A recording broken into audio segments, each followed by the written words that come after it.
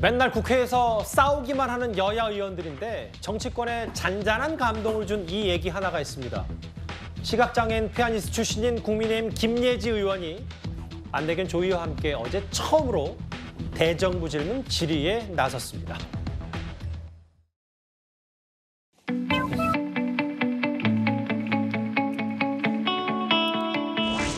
국민의힘 비례대표 김예지입니다. 먼저 법무부 장관님 발언대로 나와주실 수 있을까요? 잘한다 김예지. 의원님 한동훈 법무부 장관 나와 있습니다.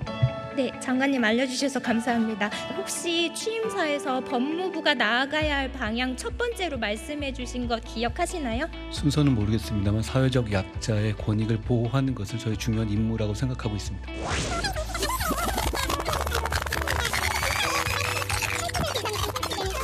장애인과 사회적 약자, 소수자들이 속수무책으로 더 큰 피해를 받고 있는 현실입니다. 앞으로 어떠한 정책적인 지원을 해야 할지. 제가 이 장애인 분들의 입장을 저희가 100% 공감하고 이해한다 그러면 거짓말일 것 같습니다. 저는 모르겠는 부분이 많을 거고요. 다만 최선을 다해 노력하고 있다는 말씀 드리고 있습니다.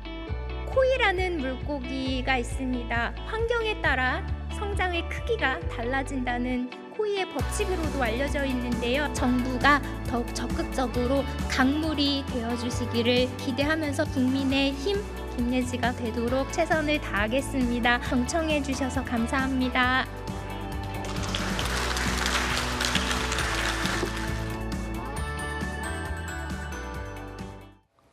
마지막에 보시는 것처럼 의원들이 기립박수까지 받은 국민의힘의 김예지 의원. 질문은 구체적으로 잘 알고 있어서 걱정이 없었다지만 앞서 잠깐 화면에 만나봤듯이 김 의원이 연단까지 가는 것, 저 부분, 그러니까 발걸음까지 다, 발자국 수까지 다 체크하고 할 정도로 많이 준비를 좀 했다고 하더라고요. 준비 많이 하셨을 것 같아요.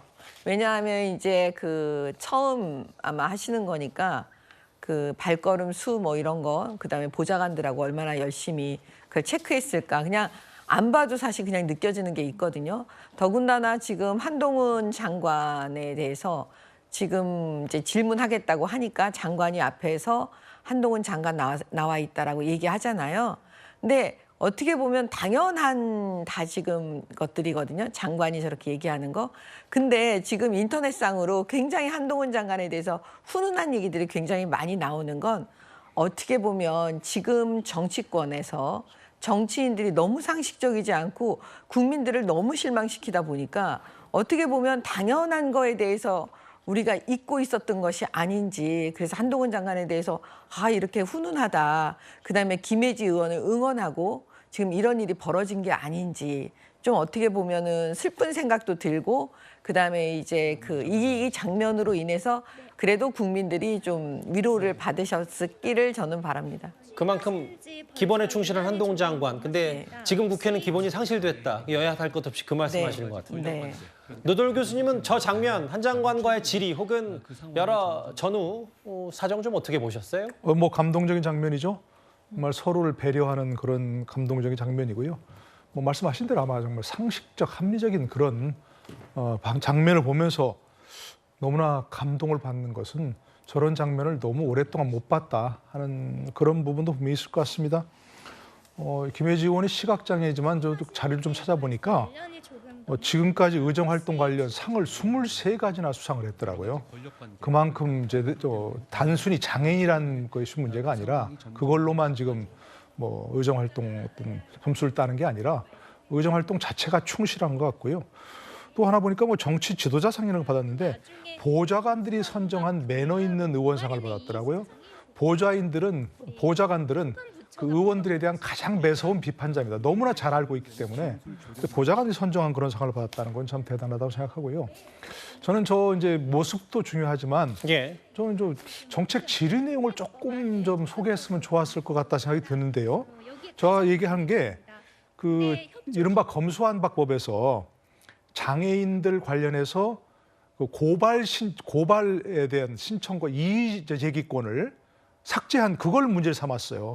굉장히 중요한 지적이거든요. 이른바 이제 좀 정신장애인이라든지 여러 그런 장애인들은 자신들의 가는 데는 위해에 대해서 고소를 해야 되는데 범죄 피해자가 그걸 잘 못하는 경우가 있거든요. 그래서 그 도움을 주는 시민단체나 옆에 있는 도민이나 이런 분들이 대신 고발하는 경우가 많아요. 아하. 근데 과거에 이제 그 경찰에서 불기소 그 처분을 해도 그걸 고발에 대한 이의 신청권이 있었거든요. 고발인들이. 근데 그걸 삭제해 버렸습니다.